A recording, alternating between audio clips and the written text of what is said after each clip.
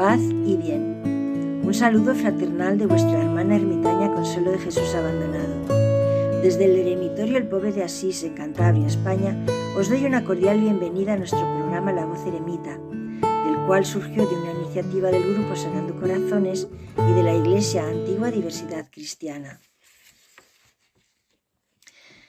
Hoy os invito a que juntos conozcamos más a fondo a uno de los personajes centrales del relato de la Navidad. Me refiero a María, la madre del Mesías, y cuando digo conocer más a fondo, me refiero a ir más allá del relato de los hechos y acontecimientos y prestar atención en cómo vivió y reaccionó en cada uno de ellos. Sus emociones, sentimientos, temores, ilusiones, dificultades, etc. El Nuevo Testamento comienza con el Evangelio de Mateo, en donde se enumera la genealogía de Jesús y continúa diciendo: Así fue como nació Jesús el Mesías. Su madre, María, estaba comprometida para casarse con José, pero antes de que vivieran juntos, se supo que ella estaba embarazada. José era un hombre bueno y obediente a la ley de Dios. Como no quería ponerla en evidencia ante todo el pueblo, decidió romper en secreto el compromiso. Mateo capítulo 1, versículos 18 y 19. Aquí detengo el relato para explicar que los desposorios judíos suponían un compromiso tan real que al prometido se le llamaba ya marido y no podía quedar libre más que por el repudio. El dilema de José consiste sin duda en que, por un lado, no quiere encubrir con su nombre a un niño de padre desconocido, sin contar que su reputación se vería comprometida, pues le culparían de haber deshonrado a su prometida. Pero al mismo tiempo, él sigue convencido de la virtud de María y por ese motivo se niega a entregar al riguroso procedimiento de la ley este misterio que no comprende. Mientras pensaba en todo esto, un ángel del Señor vino a su rescate y por medio de un sueño le reveló el plan de Dios, aclarando así sus dudas. Cuando despertó, José entendió y aceptó el consejo del ángel de casarse con María y ser el padre adoptivo de su hijo.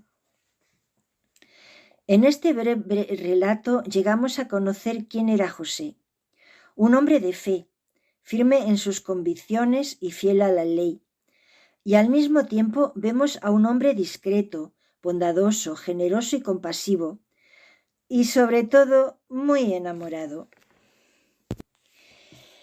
Ahora vamos a centrarnos en María. Antes del momento en que se desarrollaran los hechos ya mencionados, ella es una adolescente judía que con gran ilusión ve acercarse el momento en que sus sueños están a punto de cumplirse. Ya está comprometida con el hombre que ama, y en breve se celebrará la boda, y podrá presentarse ante él orgullosa de su feminidad y habiéndose reservado pura y casta para su esposo, como es costumbre entre todas las jóvenes judías de su época.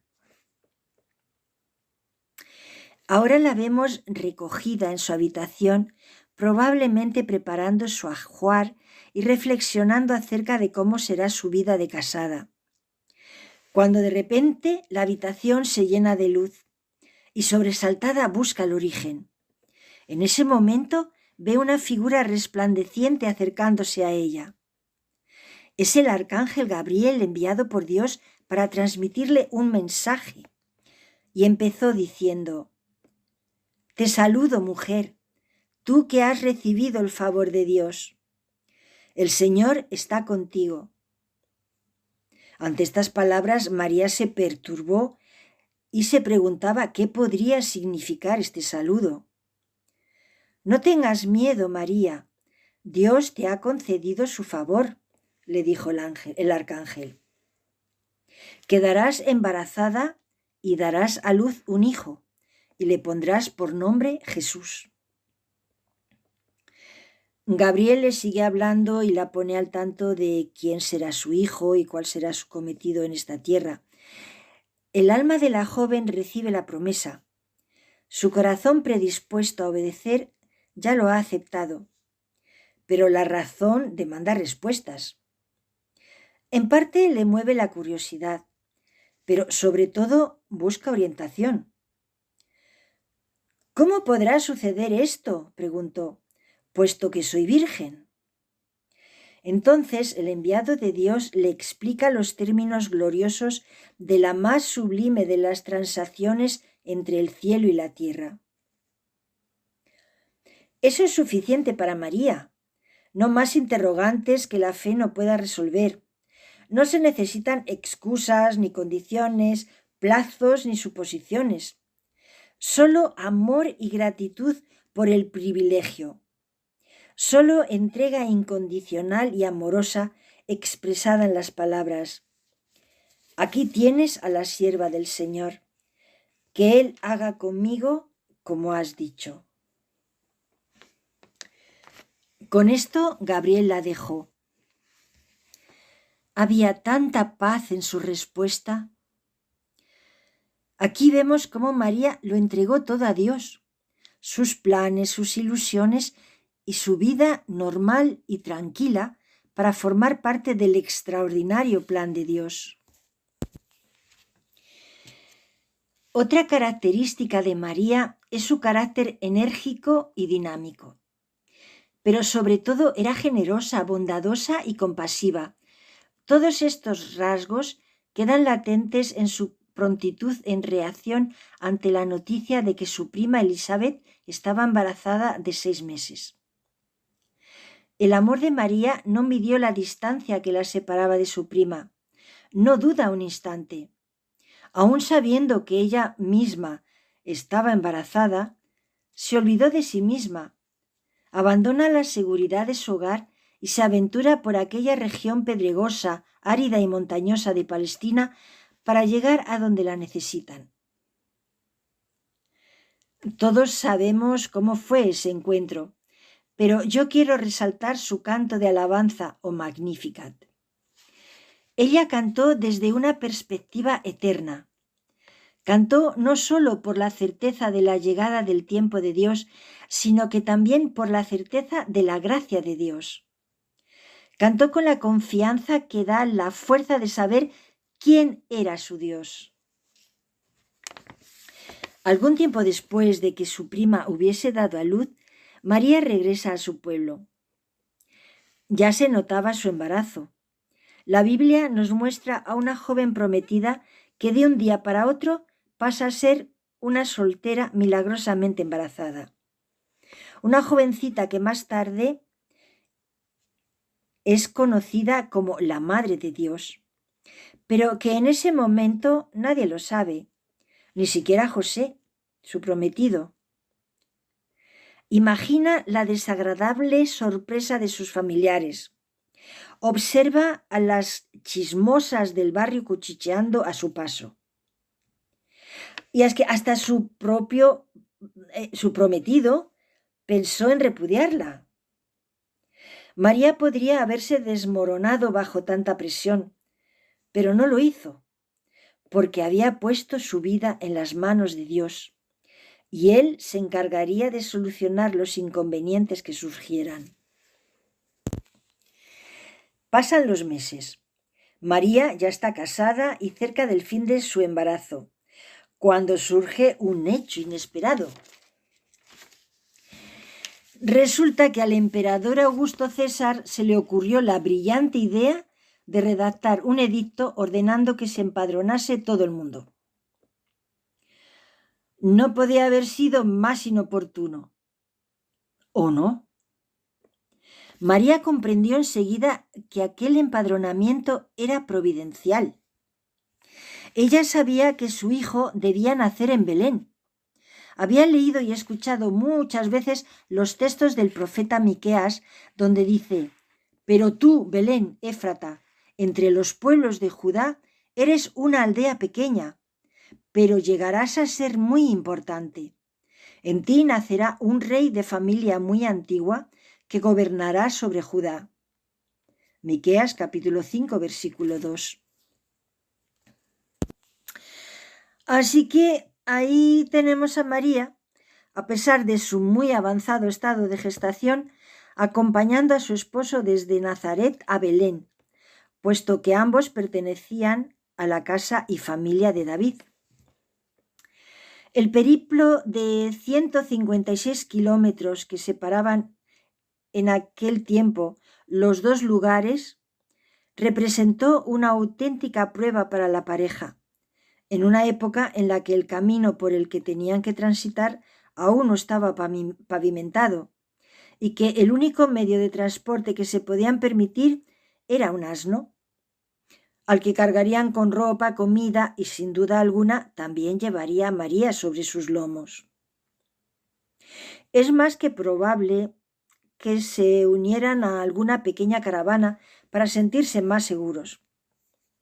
Tardarían unos 6 días, quizá alguno más, en llegar a destino. Pero allí surge otro imprevisto, y es que María se puso de parto. Aunque las Sagradas Escrituras no lo mencionan, la imaginación popular añadió que María y José buscaron alojamiento en mesones o posadas, llamando de puerta en puerta, y fueron rechazados aún estando María de parto. Pero lo más probable fuera que, dada la urgencia del momento, pedirían quedarse en la primera posada que encontraron a la entrada de la aldea, y al estar completa, les permitirían quedarse en el establo. Ante semejante situación, podemos intuir cómo se sentirían María y José. ¿Os imagináis su nerviosismo y la preocupación al ver que ha llegado el momento en que María dé a luz? Y tenía que pasar justo allí, en un establo. Un lugar que ni siquiera hoy en día se caracteriza precisamente por estar limpio y ventilado. ¿Qué padres elegirían un lugar así para traer a su bebé al mundo? Los padres normalmente quieren darles lo mejor a sus hijos. Cuánto más José y María, que tienen a su cargo al Hijo de Dios. Sin embargo, ellos no se desesperan por la situación. Más bien se concentran en hacer todo lo que está en sus manos. María, por ejemplo, envuelve con cuidado al bebé con bandas de tela como era costumbre, y lo acuesta a dormir en el pesebre, procurando que esté cómodo y no pase frío. Dadas las circunstancias, lo atiende lo mejor que puede. Bueno, podría seguir comentando los acontecimientos, pero ya son conocidos por todos.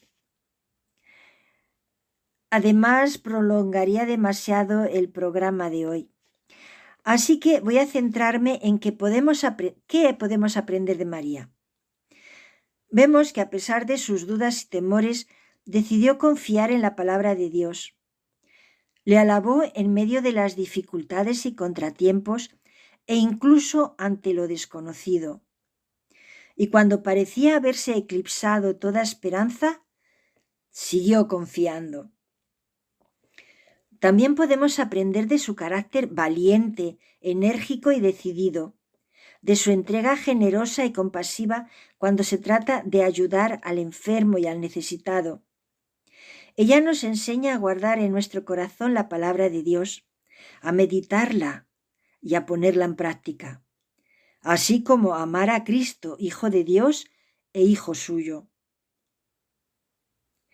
Para finalizar, os invito a que no os limitéis a cantar una canción de Navidad solo en estas fechas.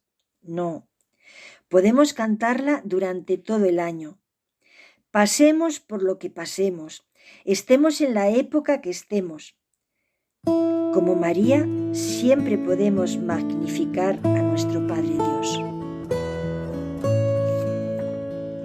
Que el Señor te bendiga y siempre te guarde, te muestre su rostro y tenga misericordia de ti. Que el Señor te mire con bondad y te conceda la paz. Amén. Feliz Navidad.